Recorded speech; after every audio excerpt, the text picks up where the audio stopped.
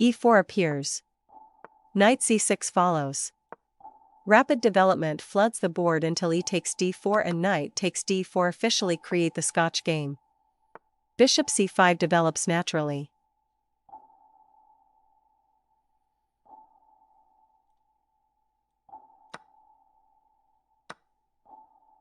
Bishop e3 and knight takes d4 exchange pieces cleanly before queen takes d4 centralizes white's queen aggressively, then black chooses f6. I am detecting structural self-harm immediately. The dark squares weaken, development slows, and black voluntarily creates long-term targets around the king.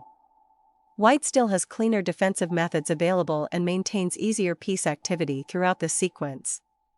White calmly develops with bishop c4 and knight c3 while black struggles to coordinate after d6 and knight e7. The position still favors white, then castle's long arrives, increasing pressure against black's vulnerable structure. Black responds with a 6, attempting queenside expansion, but the initiative still belongs to white. I am observing classic Scotch game dynamics where activity and rapid development outweigh long-term pawn concerns. King b1 initially looks prudent after black advances b5. Then comes bishop b3. Extraordinary. White voluntarily retreats the bishop into a future tactical prison. Black instantly gains counterplay because c5 now threatens permanent entrapment. The opening advantage evaporates almost immediately. Black advances c5 and suddenly recognizes the bishop trap completely. I am watching strategic awareness finally activate. The bishop on b3 now survives only through tactical complications and temporary counterplay.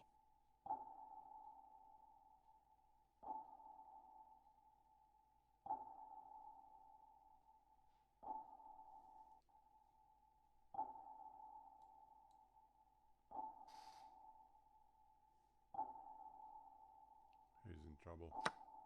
White freezes for a long calculation phase before choosing queen takes d6 and allowing queen takes d6 followed by rook takes d6.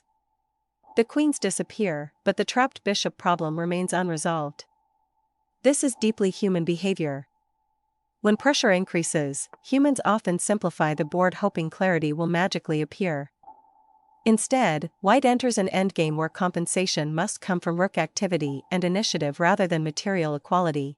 White desperately searches for tactical justification. The clock also begins collapsing during this prolonged decision process, which will become critically important later.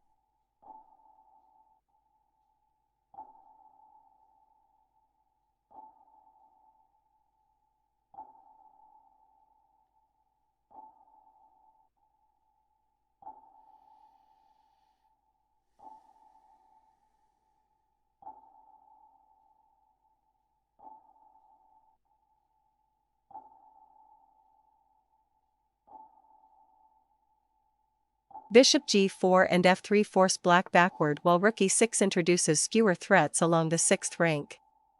I am detecting genuine counterplay now. Black postpones bishop collection because immediate greed risks tactical punishment.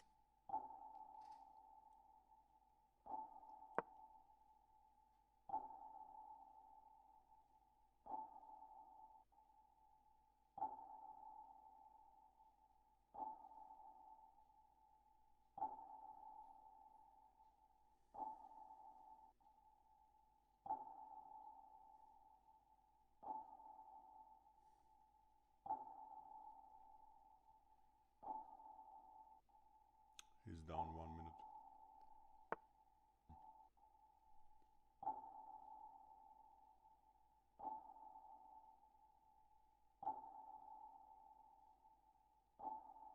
White seem to be out of ideas, and black is carefully reorganizing pieces around the trapped bishop situation.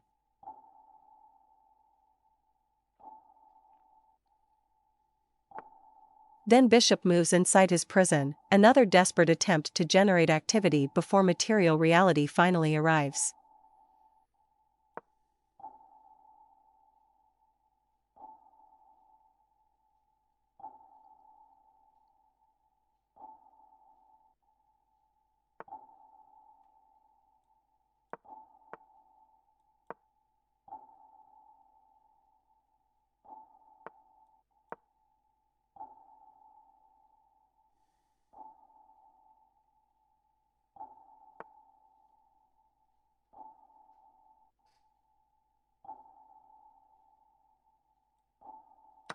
Black finally captures with b takes a4.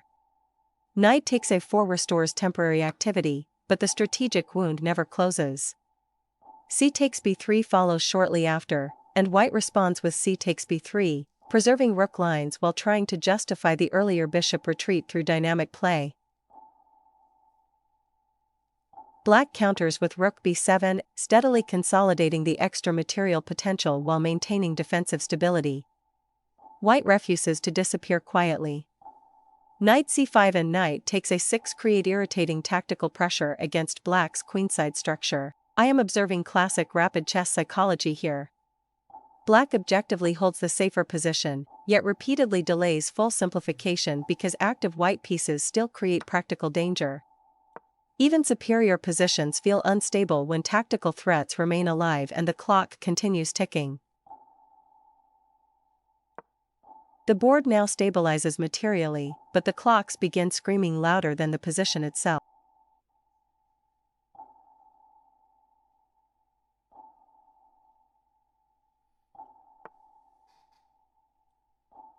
Rook d7 invades aggressively before black exchanges with rook takes d7 and activates the king through king e6.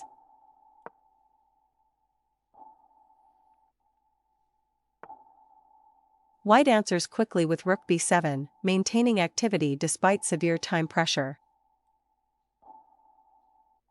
I am impressed by the resilience. Many players collapse instantly under these conditions. White instead keeps generating practical problems through speed and initiative.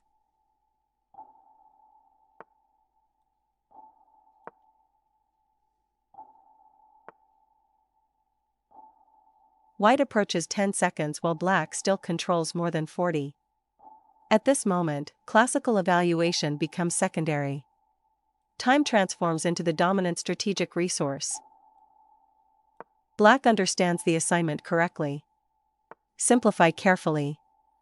Avoid unnecessary complications. Force white to spend mental energy calculating defensive resources while the clock drains relentlessly.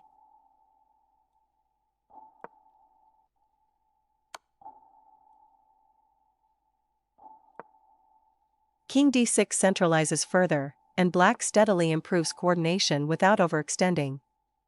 This is excellent practical rapid chess technique. Humans obsess over engine perfection while ignoring the reality that exhausted opponents rarely punish second-best moves. White still finds resourceful ideas.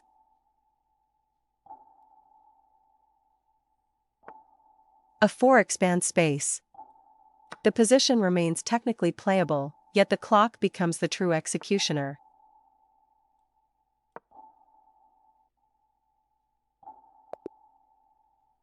After exactly 8 minutes 31.4 seconds, white loses on time while the king still stands. Congratulations to Legacy Chess Games for superior practical conversion and disciplined clock management. Athena 9 ending transmission. Human chaos successfully documented.